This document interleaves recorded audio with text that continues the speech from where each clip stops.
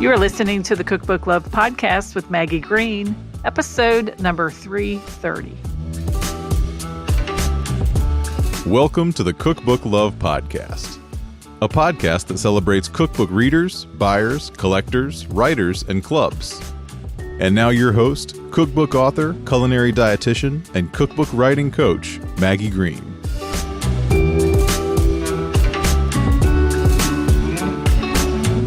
Hi, everybody. Welcome back to another episode of the Cookbook Love podcast. Happy 2025. I am amazed that we are at the beginning of a new year. A little bit something about myself. I hear people say they can't believe it's such and such. They can't believe it's summer. They can't believe it's almost Christmas. They can't believe it's a new year. And I've often wondered why we say that. We can't believe it. And I think it's because time keeps moving along. And we are part of that movement because we're here. I'm recording this podcast. You're listening to it. So we're clipping along the same as everybody else. But what I've come to realize is that time continues to move because we're alive. We're here. And I love that thought that I'm alive and I'm here and I still get to record podcasts, coach cookbook writers, write cookbooks, spend time with my family, cook in my own kitchen, and have the amazing life that I get to live. It's a joy. Happy to be here. It's a privilege. So it's not anymore that I can't believe it's 2025, but I am just so grateful that I'm here talking to you at the beginning of 2025. And with that in mind, I am kicking off the new year today with a live workshop called The State of Cookbook Publishing 2025. I'm going to be doing that at 12 o'clock noon Eastern Time. So if you're listening to this in the morning Eastern Time on January 2nd, you are just in time to register for this workshop. The State of Cookbook Publishing is going to be held live. It's a comprehensive overview of trends, opportunities, and challenges in the cookbook publishing industry for the year ahead. My goal is to help you, if you're an aspiring cookbook author, a recipe creator, a recipe collector, a food entrepreneur, or someone who's just curious about how you can make informed decisions related to your cookbook project, whether you're publishing for profit, publishing as a legacy for your family, or if you want to have a passion project that you're publishing. So we're going to talk about trends and strategies and shifts that have taken place in the publishing industry. Going to talk about some popular niches, effective platforms, some new tools, ways that you can actually have a competitive edge in publishing your cookbook successfully, connecting with readers and helping them to achieve their goals in the kitchen. Because that's really what we're doing when we publish a cookbook, is we are helping someone that we may or may not know achieve their goals and dreams in the kitchen through you achieving your dream or goal to write a cookbook. Kind of funny how that works. So if you're interested in coming to the workshop today, head on over to cookbookwritersacademy.com/2025. The link is below in the show notes, and you can get registered for the workshop today. So on today's podcast, I'm excited to welcome Heather Bell, lovingly known as Mama Bell. Heather is the mother of 8 and a viral cooking and lifestyle influencer. With joy and love, Heather shares her big family way of life through stories, recipes, and the journeys of her 8 children, 7 of whom are adopted. For over 28 years, Heather has been a farmer's wife, partnering with her hardworking husband on their Michigan farm, where they raise 4,000 laying hens, providing eggs to grocery stores and restaurants in their area. Heather's new book, Mama Bell's Big Family Cooking, celebrates the art of big batch homestyle cooking with heartwarming stories of her family and their love of the kitchen. Today, we talk about Heather's big family way of life and how she balances farm life with raising a large family. We talk a little bit behind the book about the highlights from the chapters that feature each family member and their favorite kitchen contributions. And then, of course, we talk about the recipes with over 100 recipes and how she keeps large batch cooking simple, easy, and filling. So, thank you again for joining me on today's conversation with Heather Bell. Whether you're cooking for a crowd or looking for inspiration for family meals, I hope this recipe truly fills your heart and your table as it did mine. So, without further delay, let's dive into this interview with Heather Bell. Hi, Heather. Welcome to the Cookbook Love podcast. Thank you so much for having me. I appreciate it. Yes, excited to have you here. Can't wait to talk about you and your journey and your book. But before we get started, why don't you tell everybody a little bit about who you are and what you do? Okay. My name is Heather Bell. A lot of people don't even know that. They just call me Mama Bell. So when I share my name, they're like, you have a name? Yes, it's Heather Bell. I'm a mom to 8 children. We adopted 7 of our children through private adoption and foster care. I'm also a chicken farmer. We sell eggs throughout our whole community, restaurants, grocery stores. We also raise Clydesdale horses. And so we do some farming on the side too. And then of course I do lots and lots of cooking for our big, huge, hungry, busy family of 10. Yes, and that is exactly what we're here to talk about, this lovely book you put together. But I'd love to talk, before we dive into much to the book, a little bit about you and your cooking journey, and then your decision to take this story to social media and what happened when you did that. Yeah. So, cooking has been a journey for a while for me just because we were foster parents for 10 years. And I really had to change the way I cooked depending on the children that came in and out of our home. And even as my own kids that came in through foster care, because a lot of kids deal with food sensitivities or food issues or food trauma. And so every time we had a child come into our home or we adopted a child or one of our children, I would have to kind of adjust the way I cooked just because they might not be used to the things I served. So when my kids were littler, I would do like a main dish like chicken or burgers or something. I'd have lots of side dishes and I'd have things that these children would be familiar with, whether it was French fries, tater tots, chicken nuggets, whatever. I would make sure that they were foods that they were familiar with, and I encouraged them to try something new. And so when my kids were younger, that's what I did. I cooked quite a bit of just a one main dish and lots of sides. And then as my kids got older, then I transitioned more to trying more things on them, doing meals that were all in one. So I did have to transition as my kids got older and then just through years of foster care. But the journey to get where I'm at now is we have a social media page. And so I would share our family and people were very intrigued with how we ate. They were intrigued by the meals I made, how we grocery shopped, what our pantry looked like, if we had any favorite meals. And then that continued to, hey, you should write a cookbook. And my first thought was, man, I'm really tired. Like we have a chicken farm and we raise Clydesdales and I have, 8 children. We have a masonry company. I do all the finances for that. And so to add something else to that was like, but then as I continued to make these meals and show them our big family cooking that we did way before social media, I thought, maybe that is a good idea. People are really intrigued by what we eat.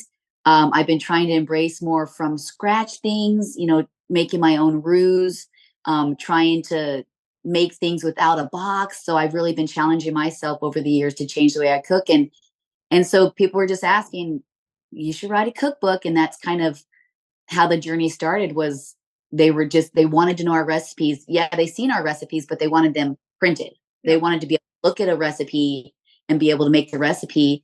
And as I got to thinking about that, myself, when I looked for different ideas, there was nothing for bigger families. It was all for a family of 4, and I'd have to double it or quadruple it. And that was challenging for me to be able to have the right ingredients and tripling these recipes. And I'm thinking, there's nothing for big families. And I think we need to make a cookbook for big families. And so that's kind of how the journey started. I don't know if you want me to continue with the cookbook layout, but that's how it started. And then I had somebody reach out to me asking me if I'd ever thought about writing a cookbook. Yeah, yeah. I think it's amazing. People I think, well, no one's going to want to reach out to me, but I promise if you're doing something that catches someone's attention, they'll reach out. And that's exactly what happened to you. Yeah. Yeah. And I started writing everything in notebooks. I Yeah. started taking all my recipes and writing them down because I thought, okay, if somebody approaches me or a door, an open door comes, I will be already Yes. in the process of it. So I started writing everything down in notebooks until that opportunity came. Yeah. Did you find a lot of your audience on social media were curious about how someone cooked for 10, or you really did have people who had big families that wanted the multiplied out recipes? I definitely think it's both. And I also think as we started to share our meals, more bigger families Yeah. would reach out to us. It's like I don't even think I had any friends on social media that were big families until we started to share that. And then all of a sudden all these connections were made and they were like, oh, thank you so much. What a great idea. But then I think also people were intrigued by the amount that we had to make. And then I think they just loved our recipes too, because they're just simple. I mean, it's not things that you have to Google what the ingredient is. You don't have to run to a specialty store to get the Yeah. ingredients. To be just like a recipe that anybody could make. And so I myself through this journey started embracing cast iron. I've had cast iron pans, but I was just so like nervous and intimidated by them, thinking I don't know how they cook. I don't know the temperatures. I know they stay heated up. I don't know how to take care of it. And so there's several things I kind of stayed away from. But then I'm like, you know what? Let's just bring out this cast iron pan. And it's amazing because when I make everything in it, like I mean, I'll do a lasagna. I mean, you name a meatloaf, brownies. I mean, you name it. I have figured out how to make it in a cast iron pan. And it's the comments I get is, I thought it was going to go over. I was waiting. And I'm like, it's never going to go over. I figured out the ingredients and you will never see any of my dinners. They might go to the very top of it, but they'll never go over. And that's a comment I get quite often when they watch that. They're like, oh, we were waiting. One of these days, I'm like, never. It's never going to. I figured out the ingredients. I know exactly what I need to fill cast iron. What size cast iron skillet would you recommend people have on hand or get to make your recipes? Well, I have a 17-inch Okay. that I use. You can definitely get smaller if you're a smaller family, of course. But it does. We usually don't have leftovers. But what's nice about it too, if you're a smaller family, you can heat it up for leftovers the next day, or maybe you can do a meal prep. Or if you're having a party, that's a great idea to bring out the big old cast iron pan because you can do anything. And I mean, you can make rolls and cinnamon rolls, dinner rolls, brownies. It doesn't have to necessarily be an actual dinner. I mean, you can make breakfast. I've made a breakfast lasagna in that. And, you can make pizzas in it. I mean, there's so many things you can do in it that I think could fit easily smaller families too. Yeah. And it's an indestructible piece of equipment. I mean, you can't hurt it. I think gets better with being used. And Right. I think it's really neat to see how many different ways that you use the cast iron skillet. So that's really great. So cooking for a family, you and your husband and 8 children, you talk about things in the book being easy, ingredients that people can find, simple, but there's also something you mentioned that caught my attention, and that was filling. Like you need when you're feeding children to fill them up, and sometimes they're hungrier than other times. I'd like for you to talk a little bit about what secrets or tips you might have for food for feeding families that really has been filling, nourishing food that you have found through your experience. Yeah, definitely. Filling is definitely one of them. You have to have substance. There has to be substance in there. Just like my soups, I've made soups where there's so much broth and not enough like noodles and veggies. And the kids are like, man, there's nothing in this. So when I make a soup, there's broth, but there's so much noodles, a protein, veggies, spices. I mean, there has to be substance in it because I have 6 boys and I don't want to have to like on the spot come up with something else to eat because they've already eaten everything. And so I do use make a lot of recipes with substance in them that, it has burger and it has noodles and it has cream and cheese. And we really do like cheese. I know a lot of people are like, man, it's a lot of cheese. We really do like cheese. I don't know if it's just like a Yooper thing, but we really do like cheese up here. We do cheese and crackers, cheese and sausage, cheese in all our recipes. But I also, I know when I say this, people are like, what? I feel like sometimes I'm a lazy cook and I have so much going on that I want things to be, I just want to get done. So I make a lot of casseroles. And I've been making casseroles for years because I think it's a great way to sneak in veggies. Like if your kids don't like veggies, like tater tot casserole. Who doesn't love tater tot casserole? And you pile tater tots on top of it and it has cheese and meat. And then you can slip in like peas and green beans and carrots. But because your sauce is so yummy, it kind of clouds that, those veggies. And so I do make a lot of casseroles, especially if I'm in a hurry. I make a lot of casseroles because you can get everything in there. And I feel like casseroles are another dish where if you just don't know what you're going to make, you just grab stuff from the fridge. Yeah.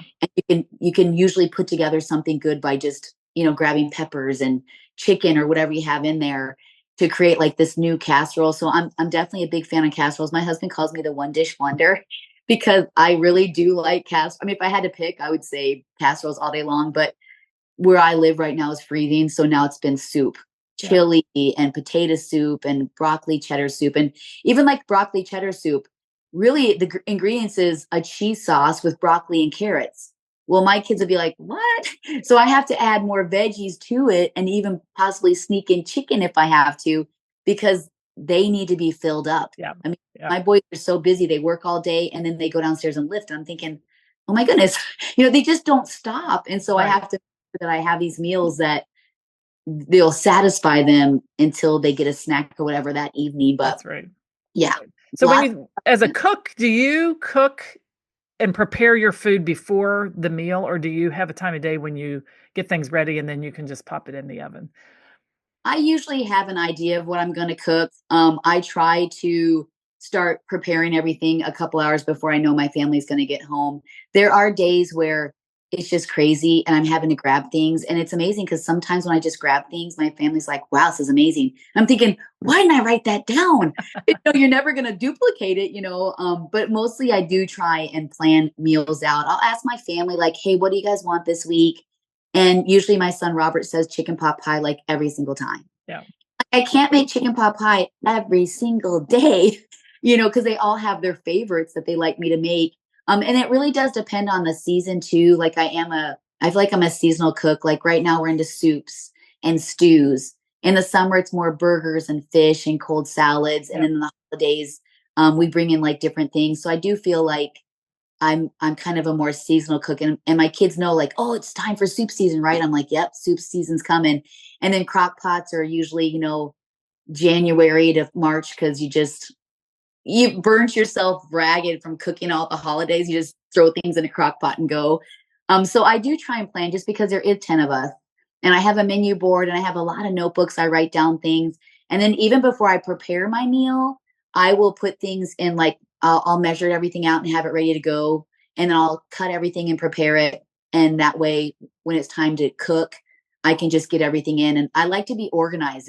I'm a planner and I'm an organizer, which is probably good for a big family of 10. But there is days where I just have no idea. And I'm just like, what am I going to cook today? I do get tired. People are like, do you ever get tired of cooking? I do. Yeah. Yeah. Day 365 days of the year. And then when they're home in the winter, it's like 3 meals a day. But I do get a lot of help from my family too. So it's not, they know if mom is struggling, they'll step up and cook. Or if I say, hey, would you guys cook tonight? They're like, oh, sure. Yeah. So it is a family thing, which is really nice because it does get exhausting having to come up with recipes every single day. And we don't duplicate a lot of them. I mean, seasonal we do, but I won't make a chicken pot pie 1 week and then make it the next week. It'll probably be like a month later. So I have been trying to do different things just to kind of make our dinner favorites bigger, I guess. Yeah. Have some variety. So one of the things that you did with your book is the table of contents is unique in that it's 10 chapters because there's 10 people in your family. So I'd like to talk a little bit about how you laid this out and also the neat way that you tied in different people in the family, different children, even your husband to like different chapters. So why don't we start with chapter 1, for sure, the casseroles. I also think we'll talk for sure about the slow cooker since we're in January and, people are maybe getting out of the holiday season, but they're still wanting to commit to cooking for their family. So maybe some tips about that as well. But tell us a little bit just in general about the table of contents, and let's talk about the casseroles first.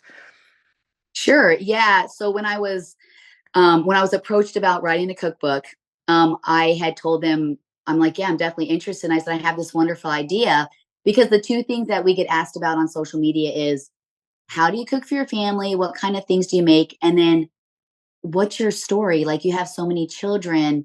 How did Haley come to your family? How did David? How did Robert? And I thought, how unique would it be to be able to share our adoption story and our favorite recipes, but then also because I also put in there how I grew as a cook myself, as each child came into my home and they had different food issues. And so when I presented that, she was like, wow, that's a genius idea. And because that it's kind of 2-in-1, right? Like, you can grab a cup of coffee, read about our adoption story, read about me as a mother and wife and how I've had to change as a cook through the years. And then you can open it up and make something. So I say it like this: you can eat a little bit and then you can read a little bit. Yeah. You can eat a little bit and then you can read a little bit. So I'm so proud about it, and are proud of the cookbook. And when we got the cookbook for the first time, it was the sweetest moment ever. I'm sitting at the counter, which I'm usually in the kitchen a lot. Yeah. Boys were over with the cookbook in the corner, and they were looking for their chapter, Oh. and for the pictures, and they were reading about themselves. And I was just like, ooh, like I just wanted to. They were so excited to see that they were in there. They were so excited that I put their recipes in there, because they didn't really weren't really sure how the cookbook was going to turn out either. And when they seen it, they're so excited and so proud about it. And just to see their pictures and read the story I wrote about them, I got so many hugs. Yeah. And then just to see that they were a part of it with their recipes too, just was a very sweet moment for me. Yeah. For my family to read it and see that I incorporated everybody in it. And it wasn't just me. No, it's not just you. And if you read through the stories and the introduction to the chapters and the way you talk about each child and the things that they loved about food, the way they spent time with you in the kitchen, the things that they focused on when it came to food, the way that you helped them introduce them, like you said, to these new flavors, maybe spices, things that they weren't used to. And until we had that conversation just now, I hadn't really thought about that. But it's really true that children are wired sometimes to like certain things or not. And then your children came to your family with another layer of all that related to the experiences they had in their own life related to food. As we know, food, basic need, security, and it's something that's just hardwired into us. So I cannot imagine, after raising a family, knowing that sometimes it's hard enough just when they're biological children, but then foster children bringing these issues. And it is very sweet and very touching, I thought, the way that you tied it all in. So let's start with you. Chapter 1 is casseroles. And I think it's important that we start with you, though, because you are the leader in the kitchen. You're the head of the pack. And what is it about the casseroles? Well, just the fact that they're easy and very convenient. And I feel like it's similar to like the crock pots. It's like a dump and go, right? You add spices, you add cream, you add cheese, you add your protein, your veggies, and you mix it all up and you throw it in a dish and you bake it. And for me, like I said, we like cheese. I'll sprinkle a little cheese on there, a little bit of spices, but it's just something that goes a long way. And I've been making casseroles for years, just because when I had so many kids and we didn't have a lot of money. Mm-hmm. And so it was very budget friendly for us. I could put together this huge meal and my kids would think they were eating like kings. But little did they know that I had to grab things that we had in our home because I couldn't go to the grocery store. Yeah. And so it was just a way to feed a lot of people, have leftovers if we did have leftovers. But like I said, it was filling and it was a budget friendly meal. It wasn't super expensive. I didn't need to get the best of the best meat or get the most expensive veggie. I could just stick all these different components together to create this huge meal that had everything in it. And that's what I love. So that's what I love so much about the casseroles is you can stick so much in it. And then the dishes, I don't got to do like tons of dishes. It's all in one dish. Right. And so I've been doing casseroles for years when my kids are littler because, I needed big meals that I could do fast, inexpensive, and my kids loved them. Yeah, and several of these are in the giant cast iron skillet, which is neat, but there's one that caught my eye, the Big Mac tater tot casserole. Tell us about that. Oh, it's actually absolutely amazing. So I am a seasoned, like I do different seasons, but I got on this, like, how many ways can you make a tater tot casserole? I actually have more ways than that, but we didn't want a whole chapter of just different ways to make tater tot casserole. I even made $1 million tater tot casserole. That was so good too. But I was just in this phase of like, what can I do with tater tots? And so we were trying all these different things. And the Big Mac one, I mean, I like Big Macs. I like Reubens, anything with like the Thousand Island dressing. And so I'm like, I'm going to try this and see what happens. And it's amazing. Like, it's so good and it's so unique and it's so different. And so when I was making tater tot casseroles, my kids all the time, and they're like, Mom, not enough. Well, look at this one. This one's different, and then I tried it out on them, of course, because I don't know. I just think you can do anything with tater tots, right? You can use them for breakfast, lunch, or dinner, but it is very unique. And it tastes just like a Big Mac. You don't have the, of course, because your bun is the tater tots, but the flavors and spices is right on. Because, it's secret sauce, right? So you have to guess, you have to try it, guess what's in there, because it's like a secret sauce. So nobody knows. And I think I figured it out pretty good. I think when you start to cook and you start to eat things, you get a kind of a taste of what's in there, so you can kind of dissect it and then create something with it. And but yeah, that was a really good one. That went off really good. I don't even know if we had on that one. And it had lean ground beef. Then you have onion, some spices. Mix in the Thousand Island dressing. Also has in chunky dill relish. You said if in the summertime you would have, was it this one or another one? You would have zucchini relish sometime that you made because you had zucchini from the garden. But yes, make zucchini relish and it's pickle relish, cheese, then tater tots. Then you put shredded lettuce and the sesame seeds on top, like they have on the bun, right? If nobody wants lettuce that's warm. Yes. That's the ingredient on the top.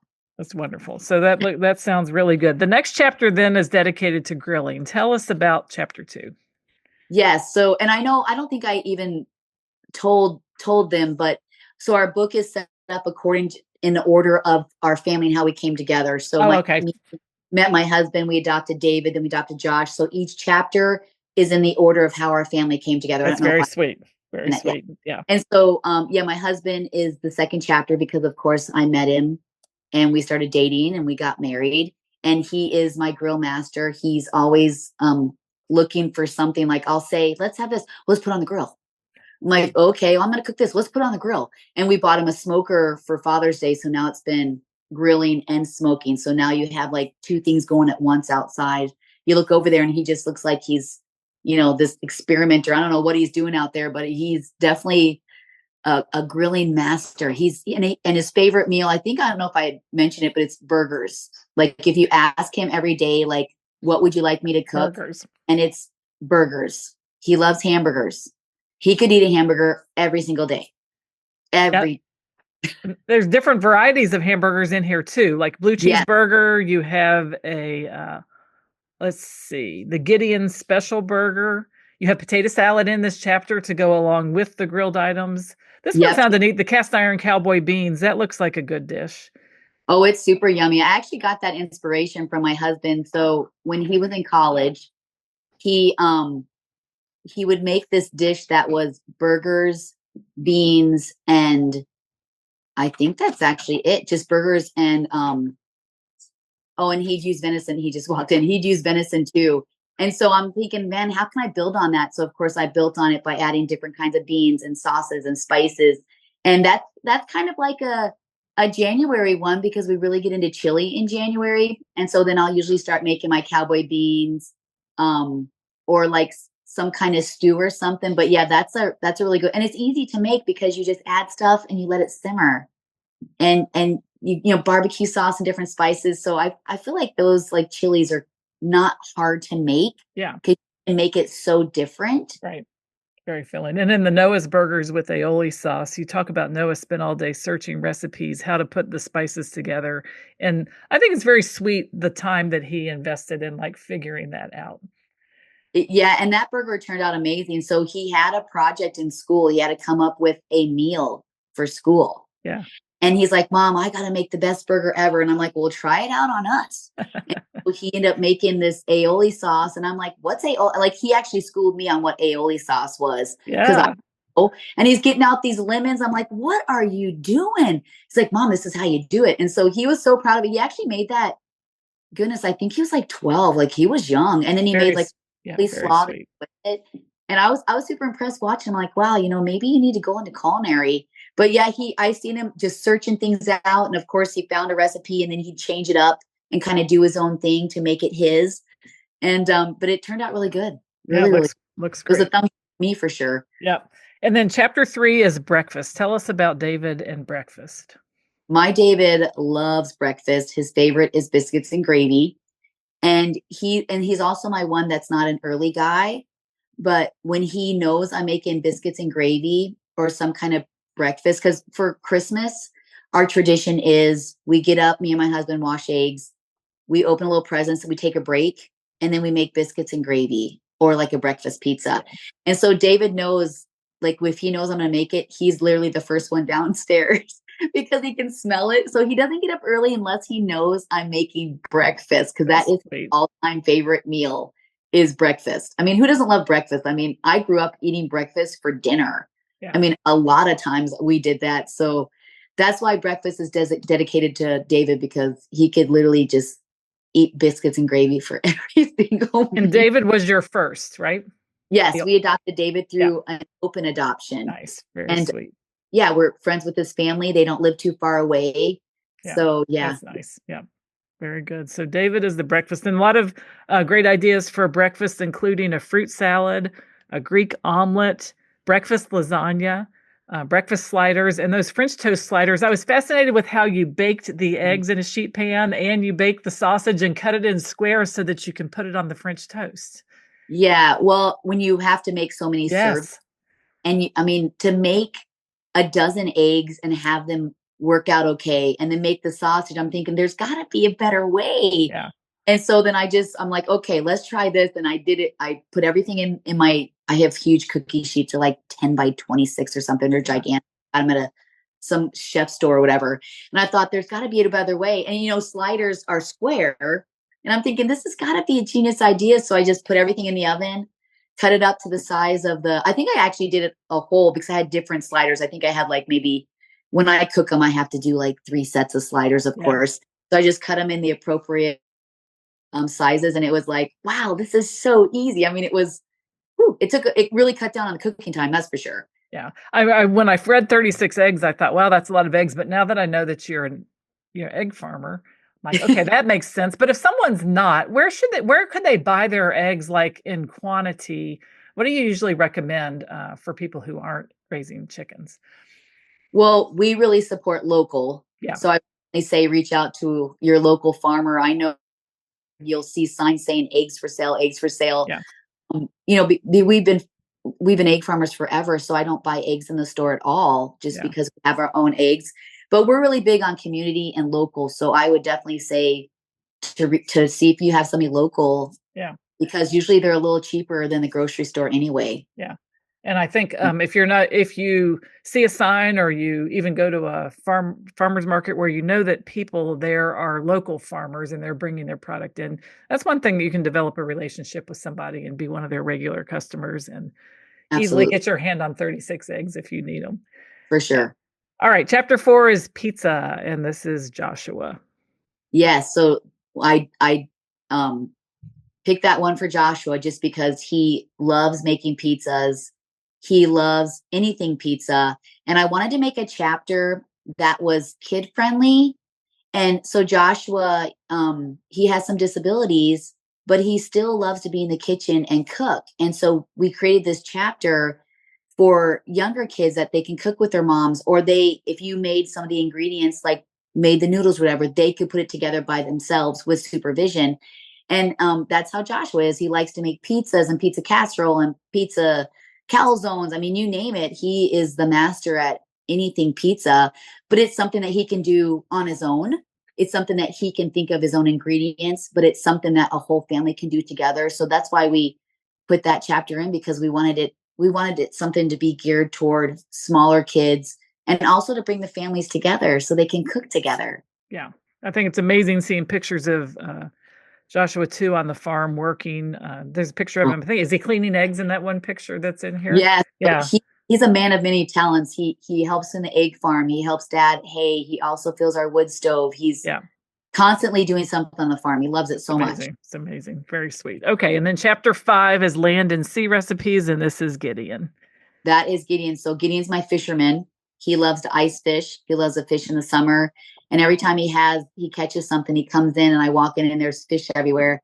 He's like, I'm cooking everybody fish. I'm going to try out this recipe on you guys.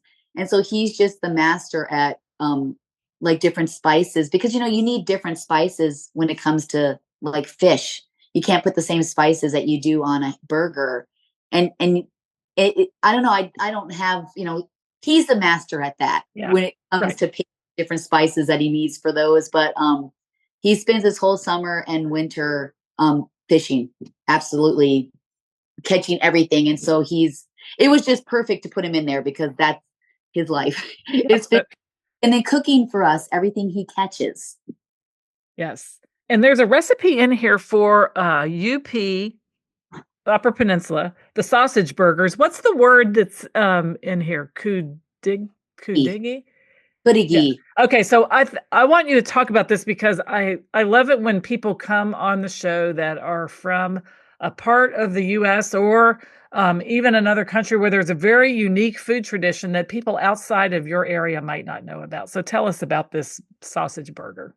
So kudigi is like it's in between a sausage and a beef, but it has unique spices. So it's a little spicy, but yet it's a little sweet because it has like cinnamon, cloves. It also has like savory spices. So you're combining these savory spices with spices that you would normally bake with.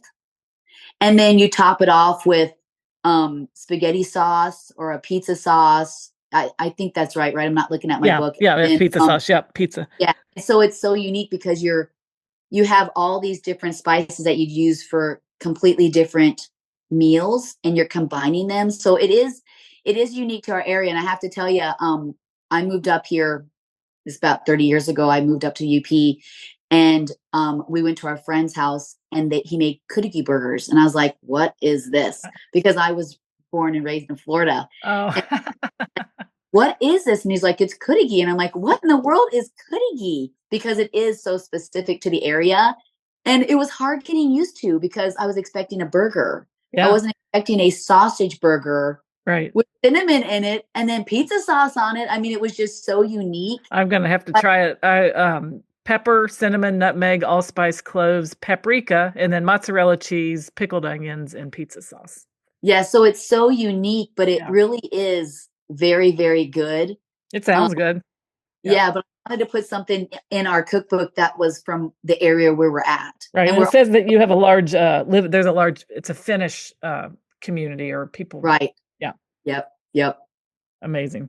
All right, chapter 6 is Mexican-inspired favorites with Izzy. My Isabella, she loves to cook, and she loves to cook carnitas, tacos, enchilada casseroles. Like she is all about the Mexican-inspired meals, and so I definitely had to choose that one for her. She's always asking me to, Mom, can I cook?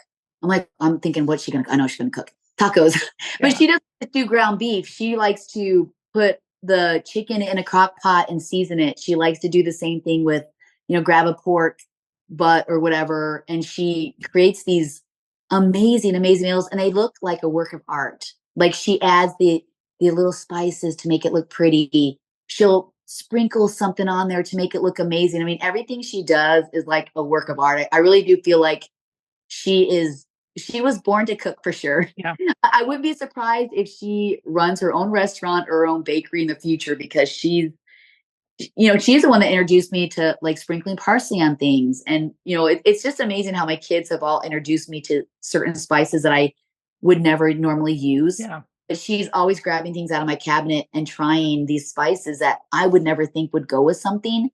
And I'm like, well, thanks a lot for that. So then I can add that to my, staple of spices. But she's just so creative. And she's my one that would cook our meal every day. Like Yeah. she would boot me aside and take over the kitchen for sure. Sweet. Very sweet.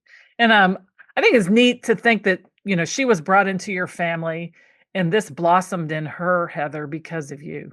And because and because that your kitchen was a place where it was active and you were cooking in there, and they see these little interests and these things, just like the pizza and the breakfast. It's just incredible how food can open up a lot of different doors for people. Right. And it's such a great way to spend time together, for them to express themselves, and really very sweet.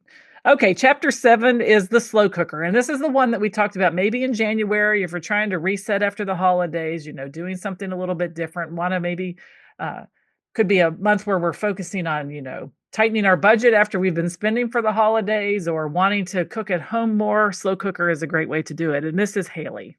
Yes. So Haley, I actually have had a crock pot forever with lots of dust on it because I never used it. It's so amazing how over the years I have embraced like a slow cooker and a cast iron pan, things that have just been sitting around. But she had come in one day and said, Mom, I found this recipe. I would like to make this recipe for you guys. And it's in a crock pot. Do you have a crock pot? And I'm like, I think so. I said, yeah, I had one a while ago because I would just make, like everybody else in the holidays, I get my little small slow cooker and put the meatballs in it, or those like little wiener hot dogs. Yes. Of me using a crock pot. And so she's like, I want to try out this recipe. And so she dug out my slow cooker, put everything together, and it was a cracked chicken, buffalo cracked chicken or whatever. And it was amazing. And I was like, wow, this is so good. Do you want to keep doing this? She's like, yeah. And so then she would come up with these other recipes. And I think we literally had like slow cooker meals for like maybe 2 weeks straight, but it was amazing because she was excited about it and it was getting me excited to use it. And as I'm watching her, I'm thinking, it's really a genius idea. Like you put everything in one place, your spices and everything, and then you put the lid on, you turn it on low and you walk away. And I'm like, this is genius, and I know some people are probably thinking, yeah, but I guess I'm trying to get meals out so fast I don't have a chance to think of those things. That's why my kids have really been a help to me as a seasoned cook. But so that's kind of how that chapter came about, because she had all these wonderful meals and I'm like, wow, this is amazing. Like, this is such a good idea. And so I definitely had to give that to her because she was the one that grabbed that slow cooker out of the storage area, brought it into the kitchen.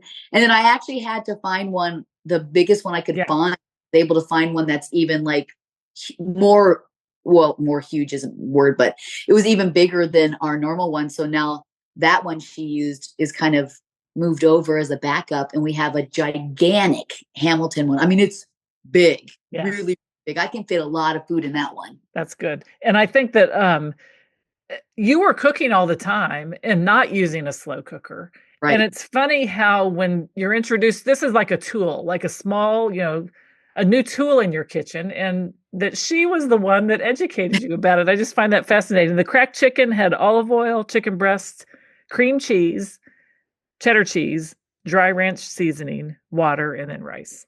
Yeah. Yes, very simple. It was so simple.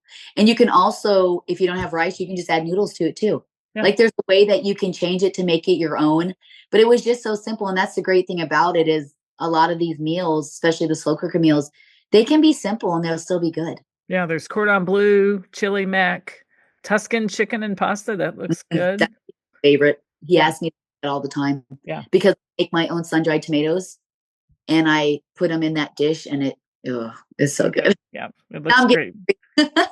I know you're probably already have your dinner going. You know what you're having for dinner? You have I actually do, yeah. Yeah. Well, you'll have to have this another night then. All right. Chapter 8 is the Bell family's favorite cookies with Robert.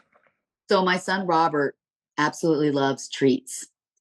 And whenever he comes into the house, and all my kids, when they come into the house, they come directly into the kitchen because they know I'm going to be in here, whether it's cooking, cleaning, reading, watching a show, whatever, I'm usually in my kitchen. And so they walk directly into the kitchen. But my son, Robert, when he walks in the house and he smells cookies, he actually comes in dancing like every single time he comes in with this like little move. And it's so funny. He's like, he looks at me. I'm like, yes, go ahead, grab a cookie. So my kids love cookies. They love all kind of cookies. They love treats. And, I think they love them so much because I do bake a lot, but we're not a family that I serve dinner and then a dessert. Yeah. We just do dinner Yeah. and we have ice cream later or something. Right. I do like that 3-course meal. I just make one big meal. Yeah. And so my kids absolutely love cookies. They know in the holidays, mom's going to make lots of cookies. They know for their birthdays. They know for in the summer when they're working hard, I'm going to make them cookies. But yeah, we are a family that definitely likes baked goods snacks, cookies being one of them. And then brownies, the stuffed brownies, where we combined a brownie recipe with a cookie recipe. Whew, Yeah. that one's even more great. And it sounds like your mother was known for her chocolate chip cookie, and that's the one that you have in the recipe in the cookbook here. She was. It took her. Well, it's so funny because she wouldn't tell anybody the recipe, and she would make cookies for everybody. And I'm like, Mom, can I have that? She's like, well, I'm not ready to give it to you yet. And then finally, when it was my birthday, I don't remember how old I turned, and she's like, here, I got something for you. And I opened it up, and it was her recipe. And it was the recipe. Yeah, it was amazing. And so I did change it a little bit, like I added a couple things to it. But she gets the credit just because that's the cookie that everybody, I mean, she has 20 grandkids, and every time she visits one of them, she knew that she had to bring her cookies. She was busy making cookies. So we carried that tradition on. I just kind of tweaked it a little bit, a Mama Bell tweak, added a couple of things to it. But yeah, those are the cookies that everybody raves about. Like I get messages all the time. Oh my goodness, these cookies are amazing. My family loves them. We'll never use another recipe. Yeah. And so that is one I get lots of comments on is the chocolate chip cookie. Chocolate chip cookies are so popular. And this story about Robert, he's the oldest of these 3 boys that lived near you. And then they all came to live with you. And just his attitude toward taking care of his brothers and the fact that he loved cookies, this chapter it made me tear up reading it. You said it made you tear up writing it. I mean, it is like very, very sweet to hear about him and the way he took care of his little brothers. Oh no, it's hard for me to talk about him without tearing up just because he's an adorable young man. And I love the pictures of them, these action shots of them at the beginning of the chapters. It looks like he's doing some woodworking or welding or electrical work. Maybe he's doing some sawing because there's sparks flying, but he's got safety glasses on. He's got his jacket and his gloves on. I mean, where they're actually like, are they working on the farm with your husband doing projects? It's amazing. Yeah. So I have 2 boys that have welding certificates. Yeah. And they actually have a small business. And then I have 2 boys that have their CDL. Yeah. My son Robert actually just started his own pumping business last year. Yeah. So he owns his own business and he's very successful. So that's not just for pictures. That's actually that's him. They're in the shop. So they were children 6, 7, and 8. But when it comes to what we have to realize about your family too is then when it comes to their ages, this is not an age order though. Right. It's just the order that they came to you and to your family. Yeah. So my kids range from 17 to 24. And I literally have right now 3 24-year-olds. Yeah. Yeah. And then 2 23-year-olds. So I've had twins and triplets because all were the similar ages when they came into our home. Yeah, so sweet. So David is Robert is is he one of the older ones? Yeah. David, Robert, Josh. Yeah. Very, very sweet. All right. So the next chapter 9 is Brendan. He was the middle of the 3 boys that lived next door, and his is all about Italian food.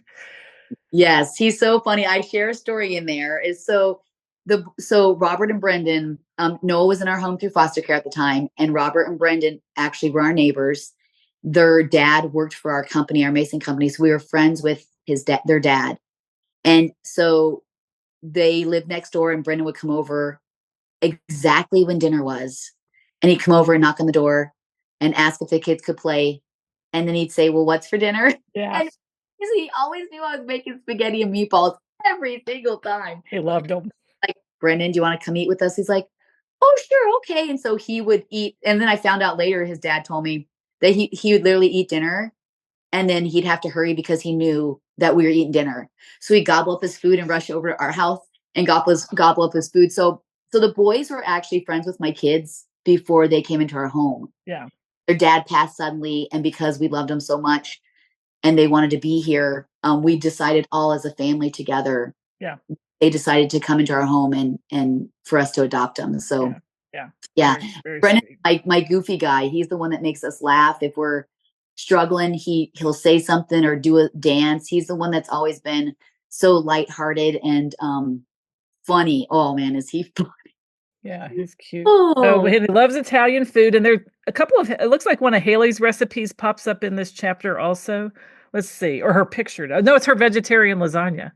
oh yeah. Yeah, And that was quite challenging, but it was really good. it I looks was good. Yeah. not telling anybody either. We didn't tell them that it was vegetarian. And they liked it. They like because my boys are, they got to eat beef and stuff because they're Right.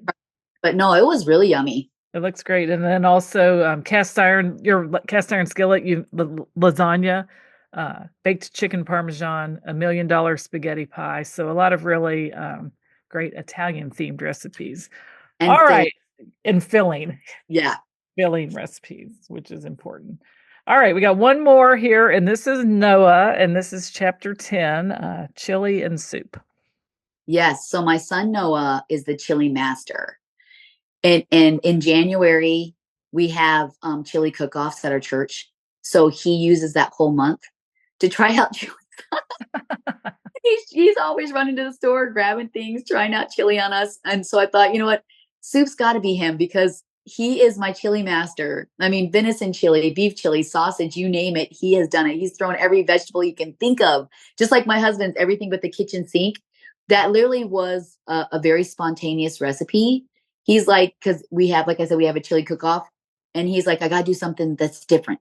I'm like, okay. So he just started grabbing things from the refrigerator and was putting potatoes and corn and beef. I think there's sausage in there too. And and of course I'm just thinking, oh, wait, you gotta be a little organized. And I'm watching him cook. I'm thinking, oh my goodness, how's this going to turn out? But it actually turned out amazing. And so, yeah, we really do, like I said earlier, we love soups. That's kind of where we're at right now is I've been making a lot of soups. I think there's Izzy's potato soup recipe in there too, like a cheesy potato soup. And it's absolutely amazing. Yeah. So good. Yeah. Wedding soup. Amazing. Dad's everything but the kitchen sink chili, chicken and dumpling soup, chicken tortellini, white chicken chili. Amazing. And that chicken and soup, I actually got that from my grandmother. It's a recipe that she used years ago. And when we went to visit her, I would watch her cook and make it, and we couldn't wait to try it. And I thought, I got to put that in there because it's something that I grew up with. Yeah, it's pretty neat. And he's actually doing some woodworking. It looks like he has a wood cutout of like a chicken or a rooster on his page. Is that a hobby of his? Yeah, so he's my woodworker. Whenever I have a project, I will screenshot it and say, hey, mom's looking for a project. He literally built me shoe racks, a beautiful old-fashioned coat. Oh my gosh. I don't even know if you can see the coat rack from where I'm at here. It's kind of back. Oh, it's back there. He walked in. It's so sweet. Yeah. It was so beautiful. I was expecting like a small little coat rack, and he walked in. I was like, oh my goodness. I mean, it's so beautiful. So anything you see around here that has like, it's a woodworking project. He made me the most beautiful charcuterie board because I love to put charcuterie together. And that was his project in school. And he took a wood burner and wrote Just the Bells 10 in it. And he brought it in. I think he gave that to me for Mother's Day. And I cried and cried. I was like, oh my goodness, it's so beautiful. And then the kids are like, okay, well, we're not going to win this one. Noah won that one. Noah wins. Noah wins. And he's the one that made the aioli burger back in one of the other chapters, right? Yeah. So you do mention them in the chapters, but I just love how the table of contents and the way that their story evolved and the way you put it together. So I think that this isn't just a book about, this large quantity cooking, cooking for a family of 10, but it's so much more. And I think that's what makes books special is because we can search for a tater tot casserole recipe on the internet, but we don't get you and your stories and the stories of your lovely family if we don't buy the book. Right. Agreed. Yeah. So I want to thank you for, first of all, having the courage to do what you've done for your family and your children. I think that I grew up in a big family. I had six sisters and one brother. Mm. All, my mother had 8 children, and there's just something wonderful about it still to this day. So I think that big families are great, and it's been terrific to talk to you all about your book, Mama Bell's Big Family Cooking. And I would like for you to two different things as we're wrapping up. First of all, we talk about cookbooks a lot, and if you have a cookbook that inspired you or that you leaned on a lot in learning how to cook and cooking for your family. Yes. So I really love the Land O'Lakes Treasury of Cooking cookbook because it's farm cooking, down home cooking, filling. And so I got a lot of inspiration from that. I used it quite a bit when I first got married because I wasn't a cook. I watched my mom cook, but I never cooked. Yeah. And I realize now, if I give any tips, start learning to cook even when you're a teenager, because I didn't realize how important it was until I now have 8 children. I'm like, man, I guess I should have paid attention more to my mom or asked her to help. But I mean, I would sit there and watch her, but I never engaged and helped her cook. And now I see the importance. And that's one of the reasons I have my kids in the kitchen too, helping and encouraging them, is because I realize now I wish I would have, because it was quite the journey to even be able to cook like I do now. Yeah. And I probably would have got some super wonderful tips from my mom if I'd have just, been involved in her cooking, for sure. So that's why I do push it, or not push it, I guess, but encourage my kids to help and to be in the kitchen. If they want to cook, go ahead and cook. I mean, that's how I learn, for sure. So I do love that cookbook just because it is very country, down home, filling. Yeah. Easy recipes, easy to read. You can Yeah. read the recipes and you have those ingredients in your house. That's important too. Yeah, so I'll link to that in the show notes. And then also, how can people connect with you online? So we do have a social media, and we're just the Bells 10. We're on several different platforms so that you can definitely go find our family there, and you can see we share a lot of things on our platform, not only cooking, but our family traditions, our adoption story, anything exciting that happens. We love to share that. Our holidays. I'm a big person on traditions. So we already have like a Christmas cookie competition coming up, a gingerbread house competition. And so I do have a lot of competitions throughout the holidays, for sure, for my kids to, I want them to still be able to come to the house, even though they're adults. I want them to be excited. And even though they're older, I still think the older kids need to have fun things too. And so I'm really big on traditions, and my mom was big on traditions, and my grandma was big on traditions. So it's kind of runs in the family. So I'm hoping that my kids, especially several of my kids who came and they don't know their history, or they had no traditions just because of the living situation. I wanted to really do something to where they have memories. So when they have a family, they'll remember our traditions. So I wanted them to have a history. And so that's why I do a lot of what I do. So they have something to talk about, because like me, I'm able to talk about my mom and my grandma when they might not have that. Yes. And so I wanted to set that for them. So when they get older, they can share stories with their kids, or recipes.